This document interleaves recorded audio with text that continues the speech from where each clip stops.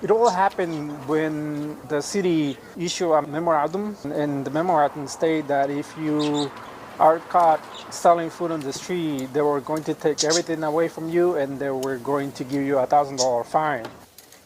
For us, it was just at the exact moment when they say you can't sell anymore, that was the end of it. And so it was for so many street vendors here in LA.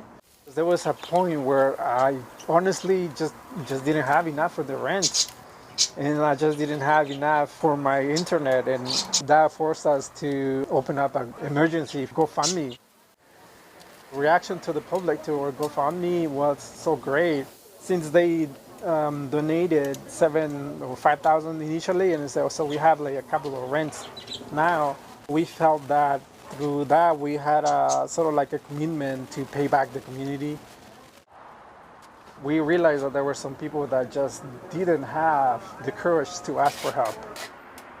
So I reached out to the community fridges and I said, you know what, I think we can set up this fridge out here.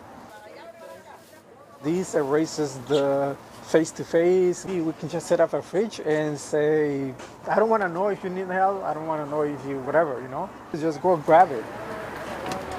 With that, I came up with the idea, maybe we do a cookout, because there's a lot of people who live on the streets that they don't have a way to cook something that we do. For example, grilled meat, have this with cheese and all that. Because if you're living on the street, you have no refrigeration, you have no access to fire, so there's no way you can cook. So I was like, what if we do something like this?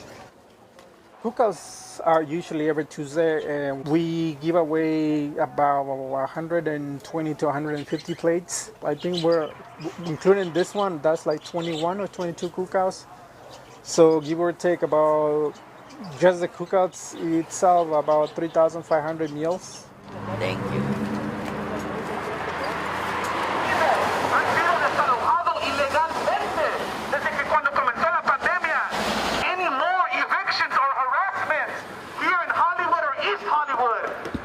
All the things that people are experiencing with COVID, isolation and not being able to talk to your neighbor and distrust and hate towards the government and all that kind of stuff.